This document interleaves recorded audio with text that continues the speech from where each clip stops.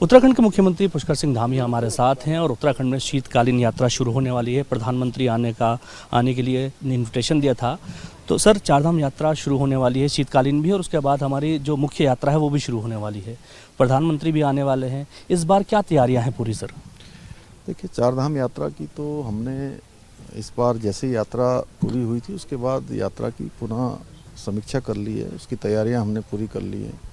सारे हमारे stake holder जो चारधाम यात्रा को संचालित करते हैं उनके साथ बैठक कर ली है। पिछली यात्राओं में जो भी अनुभव हैं, जो जहाँ पर और सुधार की आवश्यकता है, वो सब पर हमारा काम चल रहा है। सड़कों पर, पेयजल पर, आवागमन पर, मंदिर के आसपास के स्थानों पर जहाँ पर अच्छा परिवहन हो, अच्छी व्यवस्थाएं हों, यातायात अच्छा हो, और होटल वालों के साथ, अपने ढाबे वालों के साथ, टैक्सी, टूर, ट्रेवल्स और हमारे मंदिर समिति और धार्मिक संगठनों से सभी से वार्ता हो गई है और उसके लिए हमारा काम लगातार चल रहा है। इसके साथ ही शीतकालीन यात्रा हमारी चल रही है। इस वर्ष, पिछले वर्ष से हमने शीतकालीन यात्रा शुरू की है।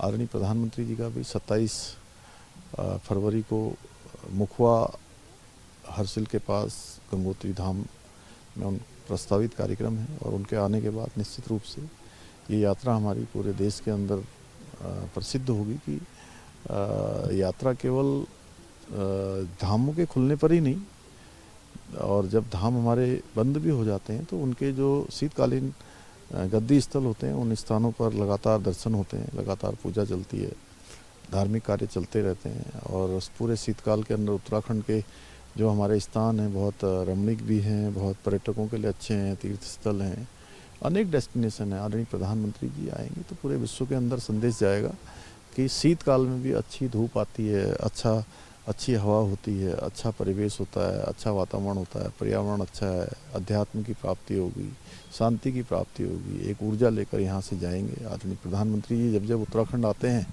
उन्होंने बाबा केदार के प्रांगण में जो आपदा आई थी, आपदा के बाद रात्रि का प्रवास किया था गुफा में, तो उसके बाद यात्रियों की संख्या 20 लाख से ऊपर पहुंच गई। आदि कैलाश जाने वालों की संख्या बढ़ गई। माणा गांव में उन्होंने प्रवास किया, माणा गांव जाने वालों की संख्या बढ़ गई। प्रधानमंत्री जी ने गुंजी का प्रवास किया, जागेश्वर धाम का प्रवास किया। जिन स्थानों पर भी प्रधानमंत्री जी जाते हैं उस पर पूरी दुनिया का ध्यान आता है। आज पूरी दुनिया के सर्वाधिक मान्यता प्राप्त नेता हैं, वो सर्वाधिक लोकप्रिय नेता हैं, तो उनका आना हमारे लिए हमेशा बहुत शुभ होता है। तो इस बार भी उनके आने से निश्चित रूप से हमारी समृद्धि आगे बढ़ेगी। राज्य का ये काम जो 12 महीने चलने वाला, जो 6 महीने चलता है, 12 महीने चलेगा। सर, 38वें राष्ट्रीय खेलों का समापन है और इस पूरे खेल के दौरान आपने जो मेहनत की उसका फल 14 तारीख को मिल जाएगा। और उत्तराखंड पहले के मुकाबले तमाम जो खेलों में शामिल रहा है, इस बार उसका जो स्वरूप है निखर के आया है और इस बार काफ़ी अच्छी हमने ग्रोथ की है। नहीं, इस बार हमने देखे ये 38वें राष्ट्रीय खेलों का हमें आयोजन का अवसर मिलना बहुत बड़ी बात है और हमने उस अवसर को ठीक प्रकार से आगे बढ़ाया। हमारे प्रधानमंत्री जी का मैं धन्यवाद करता हूं कि उनके विशेष स्नेह के कारण राज्य को ये 38वें राष्ट्रीय खेलों के आयोजन की जिम्मेदारी मिली और हम देवभूमि, वीरभूमि के साथ खेल भूमि के रूप में भी स्थापित होंगे। उस दिशा में हम आगे बढ़ गए हैं। जहाँ 37वें राष्ट्रीय खेलों में हम 25वें स्थान पर थे, तो अब हम 6ठे स्थान पर आ गए हैं और इसका उद्घाटन आदरणीय प्रधानमंत्री जी ने किया था। समापन कल गृह मंत्री आदरणीय अमित शाह जी के हाथों से होगा और ये हमारी शुरुआत है। अब आगे काम चलेगा। खिलाड़ियों के लिए अपार संभावनाएं, अच्छे स्ट्रक्चर बन गए हैं, अच्छे खेल मैदान बन गए हैं, बहुत सारी खेल सुविधाएँ यहाँ बन गई हैं। पहला राष्ट्रीय खेल है जिसमें कोई भी खेल करवाने के लिए बाहर नहीं जाना पड़ा, कोई भी हैंगर में नहीं हुआ, सब हमारे परमानेंट स्थायी स्ट्रक्चर हैं उस पर ही हुए हैं। धन्यवाद।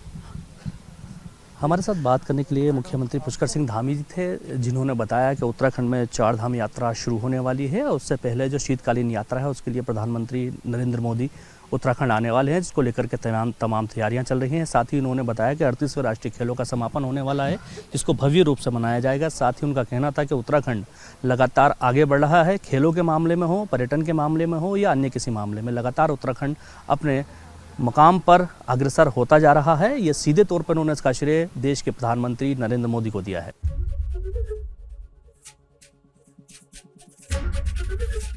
एबीपी गंगा, खबर आपकी, जुबान आपकी।